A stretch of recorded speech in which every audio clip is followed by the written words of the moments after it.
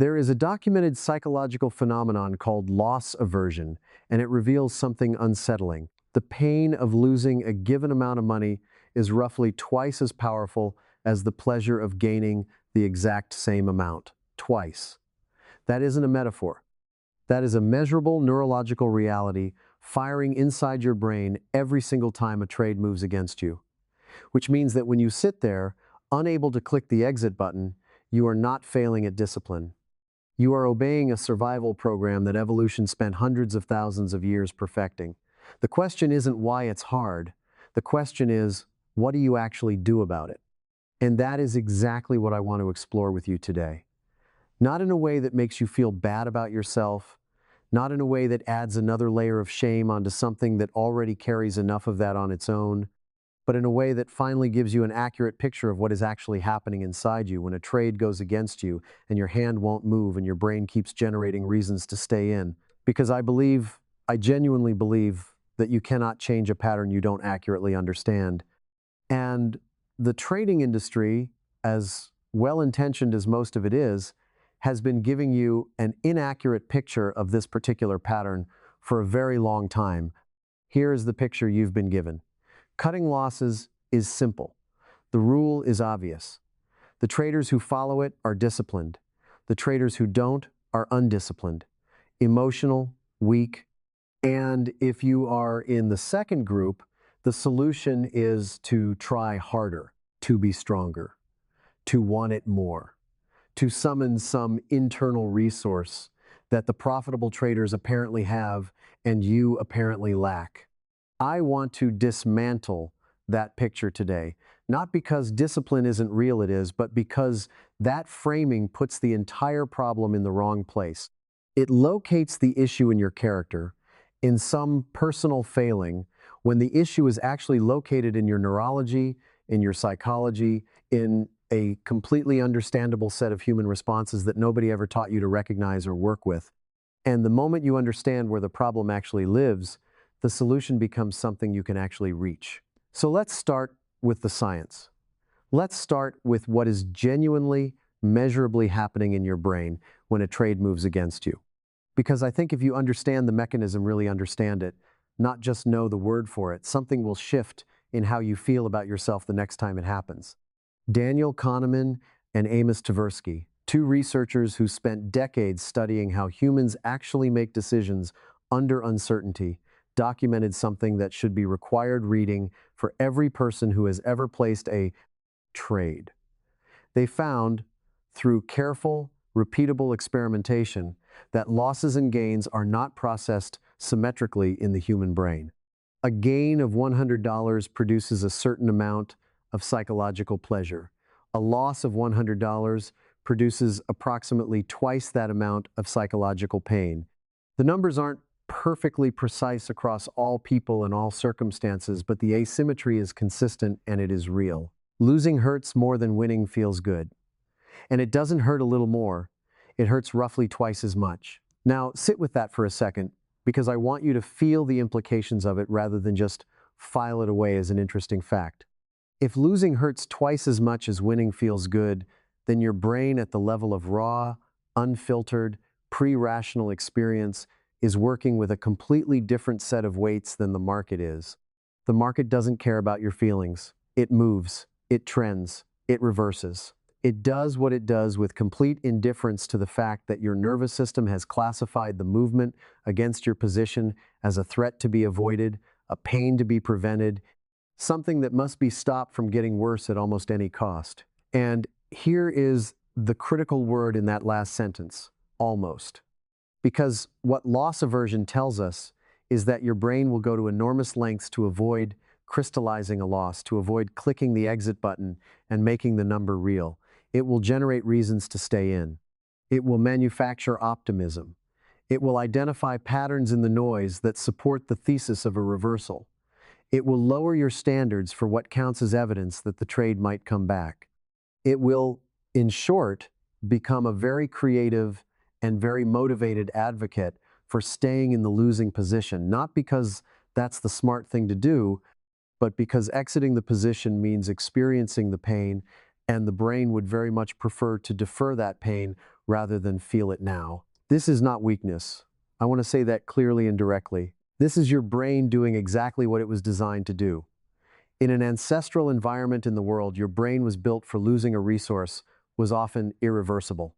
If you lost the food supply, you couldn't get it back next week through better trading. If you lost shelter, you couldn't reload your account. Losses in that environment were potentially catastrophic and permanent, and so the brain developed an extremely strong bias toward avoiding them, preventing them, fighting against them with everything available. That bias kept your ancestors alive. It is built into you at a level that conscious thought cannot simply overwrite with a rule that says, cut your losses at $35. So when you sit at your screen with a losing trade and the stop that made perfect sense 2 hours ago now feels cruel and arbitrary and too close and wrong, what you are experiencing is not a character flaw. You are experiencing a 200,000-year-old alarm system responding to a stimulus it was never designed to evaluate correctly. The alarm is real, the feeling is real, the urgency of it is real, but the conclusion it is pushing you towards stay in, wait it out, give it more room, it will come back, is being generated by a system that has no idea it's in a financial market and whose only goal is to prevent the loss from becoming final. Now, here's where it gets interesting and a little uncomfortable, because understanding the neuroscience is one thing, but there's a second layer to this that the neuroscience alone doesn't capture, and it's the layer that I think does the most quiet damage to the most traders. It's the layer of identity. I want to tell you about a deep-sea diver.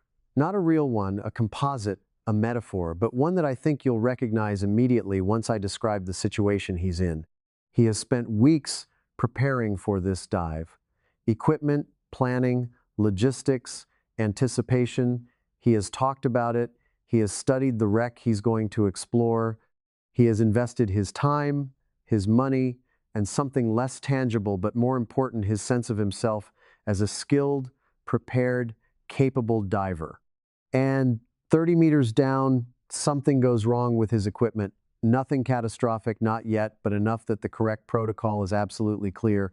Ascend immediately. Surface, address the problem. The dive is over. He knows this. He was trained for exactly this situation. The right action is not ambiguous, and yet he hesitates. He looks at the 20 meters between him and the wreck. He thinks about how much it cost to get here.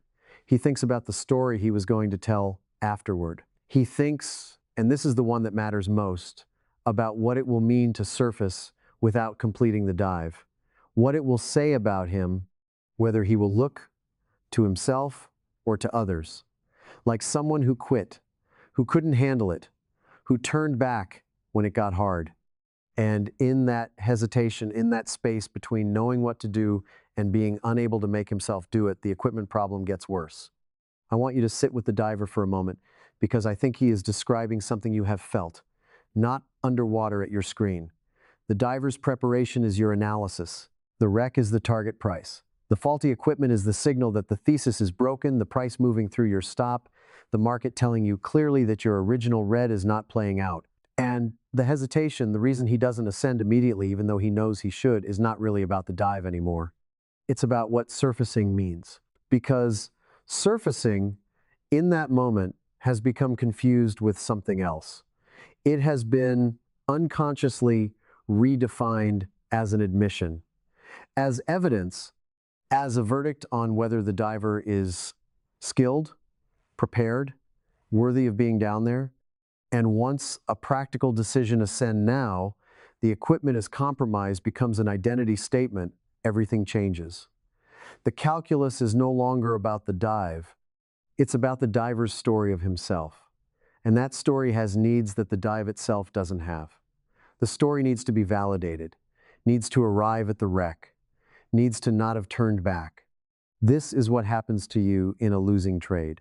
The trade, which started as a calculated risk based on a defined edge in a probabilistic system somewhere along the way, became something else. It became a referendum, an ongoing evaluation of whether your analysis is sound, whether your system works, whether you belong in this market, and exiting the trade, clicking the button, crystallizing the loss, doesn't just close a position, it delivers a verdict. And the brain, which has already fused your identity with the outcome of this trade, is doing everything in its power to prevent that verdict from being delivered. This is what I mean when I say the standard advice misses the point. Cut your losses quickly, that's the rule. It's correct. Nobody disputes it. But when a trader can't follow it, the diagnosis is almost always framed as a discipline problem, a willpower problem, an emotional control problem. And the solution offered is some version of be stronger, try harder, follow the rule. But you cannot try harder your way out of a process that is running below conscious thought. You cannot discipline your way past an alarm system that is faster than your prefrontal cortex. And you cannot simply decide to stop caring about what your losses say about you, not while the trade is still open, not when you're in the middle of the experience. What you can do, and what I want to spend the rest of our time on, is change the architecture. Change the meaning structure. Change what a loss is to you at a level deep enough that the alarm doesn't trigger the same way. And that change is possible. I've watched it happen in traders who had held losing trades for weeks, for months. In some cases, traders who were convinced they were simply wired the wrong way for this business. They weren't. They were wired the human way. And they needed a different kind of work than the standard advice was offering them. Here's what I want you to imagine now. I want you to imagine a version of yourself 12 months from now. Not a fantasy version, not the version who has somehow become a different species of human being who doesn't feel loss. The real, recognizable version of you, who still feels the pull when a trade moves against you, who still notices the voice that says, wait, it might come back. But this version of you, the one 12 months forward, exits the trade anyway, cleanly, on plan. Not because it doesn't sting, but because something about the meaning of that sting has changed. What does that future version of you know that you don't know yet? I'll tell you what I think they know. I think they know not just as an intellectual proposition, but as a felt, internalized, operational truth that a stop trade and a failed trade are not the same thing. I think they have spent 12 months doing the quiet work of separating those two events in their own experience, and that separation has changed everything. A failed trade is one where you abandoned your process, where you moved the stop, where you held past your defined exit, where you let hope replace analysis. A stopped trade is one where the market moved to your predefined exit point and you honored it. It's an outcome, yes, but it is a successful execution. And those are different events, even when they look identical from the outside. Your future self looks back at the losses that were held too long and doesn't see evidence of weakness. They see moments when an old identity, one that needed to be right, one that had not yet separated its self-worth from its trade outcomes, one that was still using the market as a mirror for its own value, was still running the show. And here is the feeling that I think that future self carries. Not shame about the past, and not smugness about the present. Just a quiet, solid clarity. A clarity about what they're actually doing every day when they sit down to trade. They are not trying to win every trade. They are executing a process that has positive expectancy over a large series of outcomes. And every loss that is stopped at plan is one more data point in that series. One more small, clean payment into the system that makes the positive expectancy real over time. The math of trading is not hard. A system with a 55% win rate and a 1-to-1 reward to risk ratio is profitable. You lose 45 times out of 100 and you still make money. The 45 losses are not the enemy of the system. They are part of the system. They are structurally necessary for the system to function. You cannot have the 55 winners without accepting the 45 losers. They come together, they are a package, and when you hold a loser past its stop, when you refuse to let the loss be the defined amount it was supposed to be, you are not protecting the system. You are breaking it. You are taking one of the 45 necessary defined costs and turning it into something much larger, something that can erase multiple winners in a single trade, something that distorts the distribution of outcomes in the worst possible direction. This is the paradox at the heart of loss aversion in trading. The behavior that feels like protection is the behavior that causes the damage. Holding the losing trade feels like preserving possibility. As long as you haven't exited, the trade could still come back. The loss isn't real yet. There is still a universe in which this works out. But the act of preserving that possibility is the very act that converts a small, defined, manageable loss into a large, unplanned, psychologically devastating one. You paid a very high price for the possibility. And the market, which has no obligation to the story you need to be true, very often doesn't give you the reversal you were waiting for. So let's talk about hope, because I want to be precise about what hope is doing in a losing trade held past its stop, because I think the word itself is part of the problem. Hope is a beautiful thing in most contexts. It is a vital human capacity. But in the context of a trade that is moved through a predefined exit point, what traders are calling hope is actually a very specific psychological operation. It is the negotiation that happens when loss aversion meets identity fusion, and the brain is trying to find a path that avoids both the pain of the loss and the verdict on the self. Hope in a losing trade says, I believe the price will come back. But if you examine it honestly, if you ask what the belief is actually based on, it almost never points to new, objective market evidence. It points to a need. The price needs to come back. Because if it doesn't, the loss becomes real, the analysis is confirmed wrong, the identity takes a hit. The hope is not really about the market. The hope is about the trader, about what the trader needs the market to do in order to maintain a particular story about who they are. And here is the test I want to give you for distinguishing hope from genuine strategic patience, because genuine strategic patience is a real thing, and I don't want to collapse the two. The test is this. Was this amount of patience defined before the trade was entered? Did your trading plan, written with a clear head before you had any emotional attachment to this specific position, specify that you would give the trade this much room, this much time, this particular latitude? If yes, if this is patience that was built into the plan before the position existed, then it is strategy. It is legitimate. Honor it. But if the room you are giving this trade right now is room you invented after the trade moved against you, after the original stop was approached, after the emotional activation began, then what you are calling patience is not patience. It is negotiation. It is the trade of clarity for comfort, and it is almost always a bad trade. The market, I want to remind you, has no opinion about your negotiation. It doesn't know you're in a position. It doesn't know you need it to come back. It doesn't feel your hope pressing against it or your need bearing down on it. It simply does what it does in response to the vast and complex set of forces that move price, none of which include your feelings about your open trade.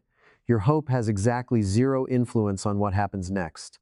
And yet, it has enormous influence on your decision-making. It keeps you in a trade that your pre-trade self already decided was over. It converts a small, planned cost into a large, unplanned one. And it does this while feeling like exactly the right thing to do. Now, I want to talk about the stop loss itself, because I think there is a reframe available here that has more practical power than almost anything else I can offer you today. Most traders experience their stop loss as a threat, as the bad thing that might happen, as the place where the trade fails, where the loss becomes real, where the worst case is confirmed. And when it is experienced that way as a threat to be avoided, everything about the behavior around it makes sense. You move it, you widen it, you tell yourself the original placement was wrong, you give it more room.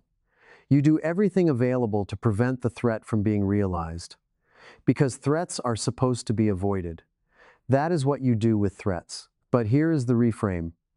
Your stop loss is not a threat.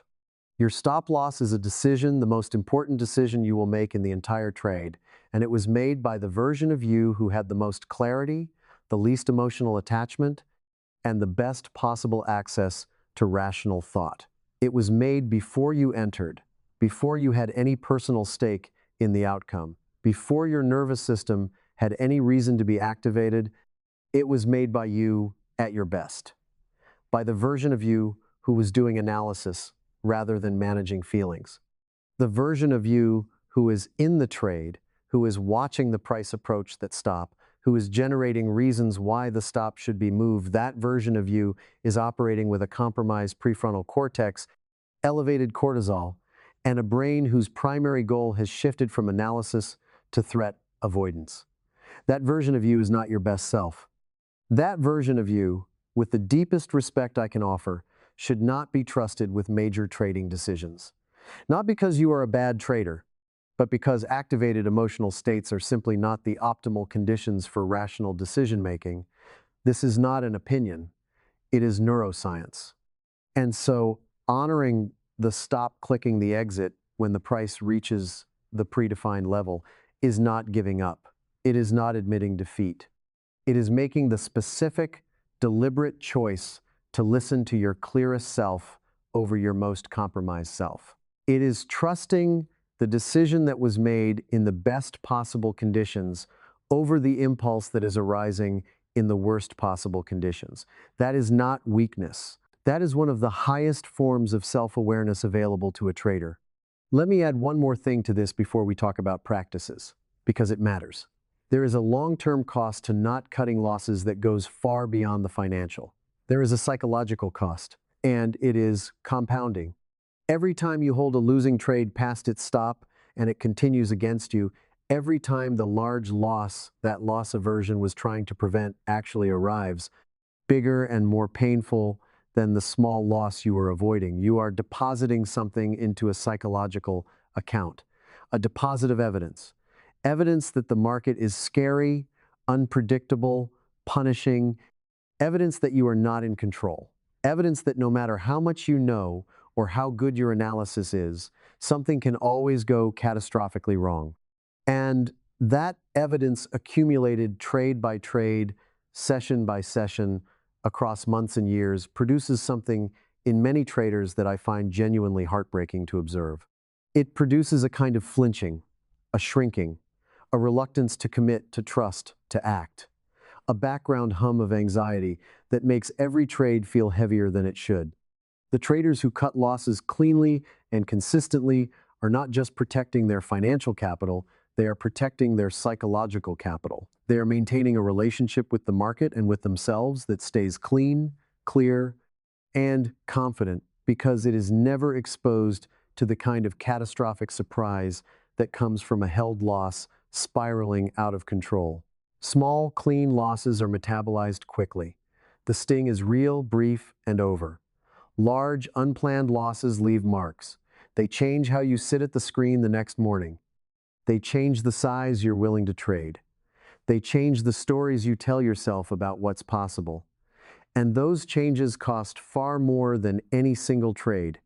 So let me give you 4 things to take from today that are practical, immediate, and genuinely achievable without requiring you to become a different person. The first one is this: redefine what a successful trade means and do it in writing. Before you trade, before the next session you open, write this sentence in your journal and mean it as fully as you can. A loss stopped at plan is a successful trade, not a consolation prize, not a small failure. A successful trade, because a trade is a process, not an outcome.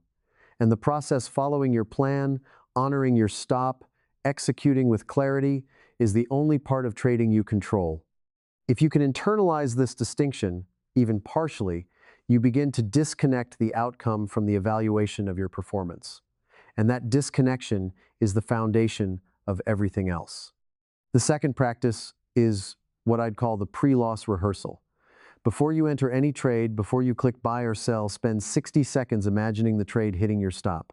Not wishing for it, imagining it. Visualize the exit. Feel the mild sting. Then watch yourself write it in your journal, assess the process, and move on. Walk through the whole sequence in your mind before it exists in reality. What this does is remove the emotional surprise from the event. Your nervous system has already processed this possibility. When it happens, if it happens, it is not a shock. It is a known event in a pre-rehearsed sequence. and known events are dramatically easier to respond to calmly than surprising ones. The third practice is separating the two verdicts. When a trade is stopped out, there are two questions available. The first is about outcome. Did it make money? The second is about process. Did I follow my plan? Most traders merge these questions into one, which means a stopped trade automatically becomes a failure on both dimensions simultaneously. Practice separating them. Every time a trade closes, evaluate the process independently of the outcome. Write a process score 1 to 10 before you even look at the dollar amount. A 10 out of 10 process on a stop trade is, genuinely and without qualification, a win. You did everything correctly. The market, which is probabilistic, produced a loss on this occasion as it must on some occasions for any system to function. That is not a reflection of your skill. That is the nature of probability. And understanding that difference, truly sitting with it until it lands, is one of the most protective things you can do for your long-term trading psychology. The fourth practice is perhaps the most immediately useful, and it's the most direct response to the neuroscience we talked about at the start. If cutting losses consistently requires something that feels like heroism, if every exit of a losing trade is a white-knuckled act of willpower, your position size is too large for your current psychological development. I say that with complete gentleness and complete seriousness at the same time. Because the loss aversion response, the doubling of pain relative to gain, is not a fixed intensity. It scales with the size of the loss. A $10 loss triggers a much milder version of the alarm than a $500 loss. And if you are trading at a size where the potential loss at your stop triggers the full physiological stress response, the elevated heart rate, the narrowed thinking, the desperate hope, then you are trading at a size that is actively working against your ability to execute correctly. Reduce your position size until the loss at your stop is an amount you can exit without a significant emotional reaction. Not an amount you don't care about, you should care, that is healthy, but an amount that doesn't hijack your nervous system. And build from there, slowly, as your consistency improves, as your process score stays high over dozens of trades, as the behavior becomes established at the smaller size, gradually increase. This is not a concession. This is not admitting defeat. This is the architecture of lasting change, the same architecture you'd apply to any demanding physical or psychological skill. You don't train for a marathon by running 26 miles on the first day. You build the capacity at a level where the practice is achievable, and you extend the range as the capacity develops. Let's come back together now, and let me tell you what I think today has actually been about. We started with a fact, the neurological fact of loss aversion, the 2-to-1 pain asymmetry, and I told you that it wasn't a metaphor, that it was a measurable reality in your brain. And what I hope has happened over the course of this conversation is that fact has become something more than information. I hope it has become a permission to stop diagnosing your struggle to cut losses as a character problem. Permission to understand it as a neurological and psychological condition that you are working with, not a moral failing you need to overcome through shame and willpower. Because here is what I have observed across more conversations about trading psychology than I can count. Shame makes it worse. Every time a trader sits down at their screen carrying the weight of what it means about them that they can't follow the rule, every time the failure to exit becomes evidence in a case being built against their own worthiness, the behavior gets harder to change, not easier. Because shame activates the same threat response system that loss aversion activates. It makes the brain more reactive, more defensive, less capable of the calm, clear, present moment thinking that good trading actually requires. What changes the behavior is understanding.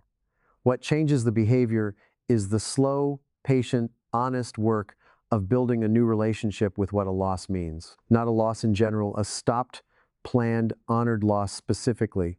That is a different event from a loss that was held and grew and finally forced itself on you when you could no longer pretend the reversal was coming. Those are two completely different experiences. And the real task, the one that outlasts any particular strategy or system, is to make sure that every loss in your trading life belongs to the first category, not the second. You are not losing because you can't cut losses. You are struggling to cut losses because no one ever showed you what a loss actually is. Now you know what it is. It is a defined cost, a planned expenditure, a small, intentional payment in the service of a long-term edge. It is the price of doing business in a probabilistic system. It is one of the 45 necessary outcomes in a system that wins 55 times out of 100. It is a message from your pre-trade self who had more clarity than your in-trade self will ever have in that moment, saying, "This is the level at which the thesis is no longer valid. Honor it." That is what a loss is.